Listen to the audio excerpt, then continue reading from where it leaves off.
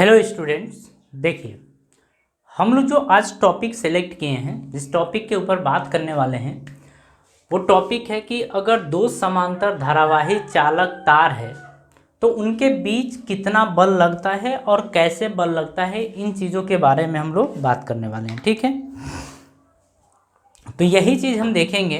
तो देखिए हम क्या करते हैं, इसको समझने से पहले चलिए पहले एक तार ले लेते हैं। ठीक है, एक तार ले लेते हैं। आपको एक बात पता है कि अगर किसी तार में, किसी वायर में अगर करंट फ्लो कराते हैं तो उस तार के चारों तरफ एक मैग्नेटिक फील्ड यानी कि चुंबकीय क्षेत्र उत्पन्न हो जाता है, ये हमको पता है।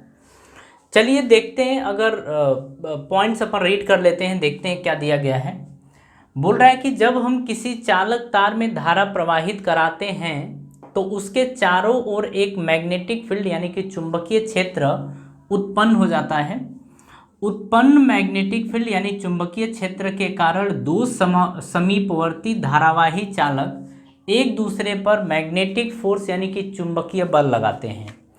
कहने का मतलब है कि अगर दो धारावाही चालक तार हैं और दोनों को अगर कुछ दूरी पर रख दिया जाए तो ये दोनों एक दूसरे के ऊपर बल लगाते हैं। ठीक है, हम ये मान लेते हैं कि इस तार में धारा I1 है और इस तार में धारा I2 प्रवाहित हो रही है। ठीक है, हम धारा एक ही दिशा में या अपोजिट डायरेक्शन में मान सकते हैं। अब हमें उसी चीज़ को समझना है। ठीक है, अब हमें ये देखना है कि जो उत्पन्न मैग्नेटिक फील्ड है उसके कारण जो ये दो तार एक दूसरे के ऊपर जो मैग्नेटिक फोर्स लगाएंगे वो मैग्नेटिक फोर्स होगा कितना, ज़रा सबसे पहले उसको देख लेते हैं। ठीक है, उसके बाद ये नोट जो है उसको हम समझेंगे।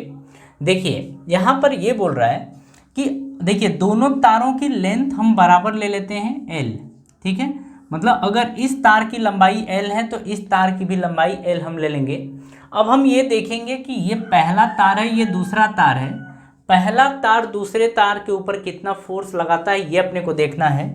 तो देखिए डायरेक्टली फॉर्मूला है, फॉर्मूला ध्यान रखिएगा कि हम देखेंगे ये कि पहले तार के कारण दूसरे तार के ऊपर लगने वाला बल, पहले तार के कारण दूसरे तार के ऊपर लगने वाला बल मतलब फोर्स ऑन सेकेंड वायर, माने दूसरे वायर के ऊपर लगने वाला बल पहले वायर के कारण यानी कि due to first wire is equals to, इसको हम भाषा में भी लिख सकते हैं कि पहले वायर पहले तार के कारण दूसरे तार पर लगने वाला बल। तो हम ये बोलेंगे, अच्छा बल की बात नहीं होती है, यहाँ फोर्स पर यूनिट लेंथ की बात करते हैं। मतलब ये होता है बल प्रति एकांक लंबाई, मतलब इस तार के प्रति एकांक लंबाई पर लगने वाला जो बल है हम उसकी बात करते हैं, मतलब F/L की बात करते हैं। और ये होता है आपका म्यू नॉट। इसमें तार में I1 धारा है I1, इस तार में धारा I2 है I2 अपॉन में 2 पाई, और दोनों तारों के बीच की दूरी R है तो ये हो जाएगा। यानी कि आपने देखा कि जो फोर्स लग रहा है, फोर्स पर यूनिट लेंथ की बात कर रहे हैं, इस तार के ऊपर इस तार के कारण जो लगने वाला बल है वो F21 अपॉन L, इसको F/L भी लिख सकते हैं, इसको आप F/L भी लिख सकते हैं। हम अभी समझाएंगे कैसे। आप इसको लिख सकते हैं F/L is equals to mu naught I1 I2 upon में 2 पाई R, आप ये लिख सकते हैं। मेरी बात समझ में आ रही है? फोर्स पर यूनिट लेंथ आप इसको ये लिख सकते हैं। एक चीज़ तो समझ में आ गई। अब अगर मैं ये देखना चाहूँ कि दूसरे तार के कारण पहले तार के ऊपर कितना बल लगता है, यानी कि फोर्स ऑन फर्स्ट वायर पहले तार पर लगने वाला बल दूसरे तार के कारण पर यूनिट लेंथ यानी कि प्रति एकांक लंबाई पर इज इक्वल्स टू, यह आ जाएगा म्यू नॉट I1 I2 बटे में 2 पाई और दोनों तारों के बीच की डिस्टेंस R।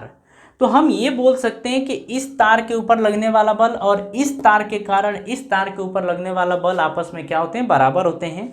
तो हमसे अगर पूछता है कि इस तार के कारण इस तार पर या इस तार के कारण इस तार के ऊपर कितना बल लगेगा पर यूनिट लेंथ पर, तो हम बोलेंगे F/L is equals to mu naught I1 I2 बटे में 2 पाई R, आप ये बोलेंगे। ठीक है, ये आप बोलेंगे तो ये हो जाएगा प्रति एकांक लंबाई पर लगने वाला बल। ठीक है, तो ये चीज़ आपको समझ में आ गई। ये जो फॉर्मूला आपको लिखवाया गया है, ये फॉर्मूला आपको याद रखना है, फॉर्मूला आपको याद रखना है, ताकि इस तरीके के अगर क्वेश्चन आए तो हमसे आसानी से हो जाए। फॉर्मूला आप याद रखिएगा। अब हम कुछ और बातें आपको बताने जा रहे हैं, जो नोट है उसके बारे में। ये फॉर्मूला इम्पोर्टेंट है, क्योंकि बात है कि और पूछेगा क्या नहीं पूछेगा, लेकिन न्यूमेरिकल इसी फॉर्मूले से सॉल्व होगा कि दो तार हैं, दोनों तारों के बीच की दूरी अगर r है तो उनके प्रति एकांक लंबाई यानी कि पर यूनिट लेंथ पर जो लगने वाला बल होगा F/L वो म्यू नॉट I1/2 के बराबर होगा। ठीक है, ये आपने देख लिया। अब हम नोट में जो पॉइंट लिखे उनकी बात करते हैं। देखिए क्या दे रखा है, जब दोनों तारों में धारा एक ही दिशा में प्रवाहित होती है तो इन चालकों के बीच आकर्षण होता है। कहने का क्या मतलब है कि अगर हम तार में धारा एक ही दिशा में प्रवाहित करते हैं तो दोनों तारों के बीच आकर्षण होता है। कहने का मतलब ये है कि अगर ये कोई वायर है, जैसे आपने यहाँ से बैटरी कनेक्ट कर दी है, ये कोई वायर है और इधर कोई एक वायर है, इसमें आपने बैटरी, इसको भी बैटरी से आपने कनेक्ट कर दिया, ये रहा। तो जो इसमें अगर करंट ये फ्लो हो रहा है, इसमें भी अगर करंट फ्लो हो रहा है, मान लीजिए I2 यहाँ पर I1, तो इन दोनों तारों के बीच आकर्षण बल लगता है। कहने का मतलब कि अगर धारा एक ही दिशा में प्रवाहित हो रही है तो तारों के बीच आकर्षण बल लगता है, मतलब धारा इधर और ये इधर प्रवाहित हुई। ठीक है, देखिए ऐसा हुआ क्या है कि अगर इसमें देखा जाए कि इस क्षेत्र में क्रॉस है कि डॉट है, मतलब चुंबकीय क्षेत्र की दिशा किधर की तरफ है, तो इधर से देखेंगे ऐसे तो ये निकलेगा, तो इस हिस्से में तो क्रॉस है, लेकिन इस हिस्से में क्या है, डॉट, तो डॉट है। तो इस हिस्से में इस तार के कारण डॉट है। अगर इस तार के कारण देखा जाए, इस तार के कारण, तो यहाँ पर क्रॉस होगा और यहाँ पर डॉट होगा, यहाँ पर क्रॉस होगा और यहाँ पर डॉट होगा। तो आप यहाँ पर बोलेंगे कि अगर धारा एक ही दिशा में प्रवाहित हो रही है, एक क्रॉस है, एक अगर डॉट है, तो इन दोनों के बीच रिपल्सन होगा, न कि आकर्षण होगा। सॉरी, इन दोनों के बीच क्या होगा, आकर्षण होगा, न कि रिपल्सन होगा। एक क्रॉस है और एक डॉट है, तो इन दोनों के बीच क्या होगा, आकर्षण। मतलब जो भी तार रहेगा ना वो एक दूसरे की तरफ शिफ्ट होगा, मतलब जाने की कोशिश यहाँ पर करेगा। सेकेंड पॉइंट की अगर बात करें तो बोल रहा है कि जब धारा विपरीत दिशा में प्रवाहित होती है तो आकर्षण बल लगता है। सॉरी, यहाँ पर आपका प्रतिकर्षण बल होगा, तो प्रतिकर्षण, तो यहाँ पर प्रतिकर्षण बल लगता है। कहने का क्या मतलब है कि मान लीजिए यही चीज़ हम देख लिए कि इस तार में धारा इस दिशा में प्रवाहित हो रही है और इस तार में जो धारा है वो इसके विपरीत दिशा में इधर की तरफ प्रवाहित हो रही है।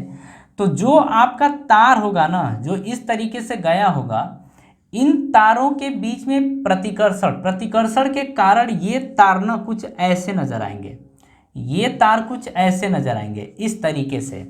इन तारों के बीच में क्या होगा, प्रतिकर्षण। देखिए तार में ऐसे धारा जा रही है, इस तार में धारा ऐसे जा रही है, तो दोनों की दिशा क्या है, अपोजिट है। दोनों की दिशा क्या है, अपोजिट। इसको I1 मान लीजिए, इसको I2 मान लीजिए, ये आपका I2 है। तो इसके चलते अगर देखा जाए तो इधर क्रॉस, तो इस हिस्से में डॉट आएगा। अगर इसके चलते देखा जाए तो इस हिस्से में क्रॉस और इस हिस्से में डॉट आएगा।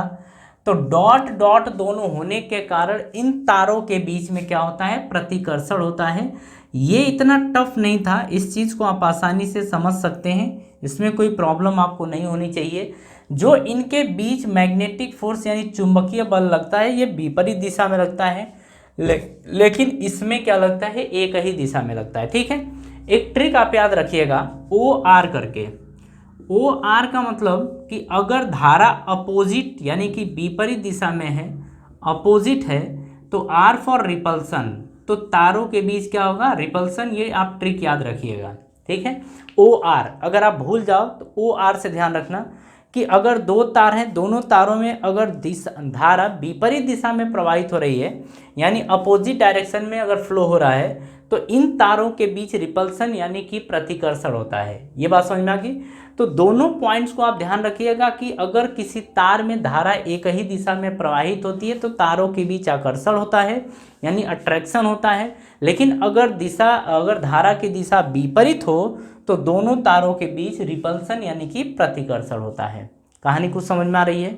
तो इतनी बातें आपको समझनी थी इस टॉपिक के अंदर। इसके बाद वाला जो है इसके बाद हम समझेंगे। फिलहाल एक चीज़ और हम आपको बता देते हैं, एक नोट है, नोट को आप समझ लीजिएगा।